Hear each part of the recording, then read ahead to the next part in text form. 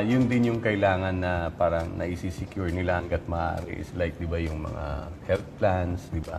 Kasi, di ba, hindi mo masasabi eh.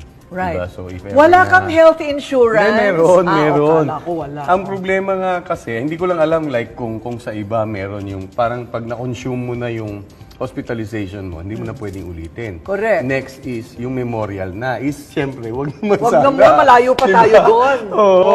Wala akong balak. Oo. So, yun. Oh, Okay. malaking bagay yun. Pero hanggat maaari, parang mas maganda kung andyan lang siya, di ba? Hindi mo siya gagamitin. Correct. Pero tama ka, isa na namang advocacy ako yan.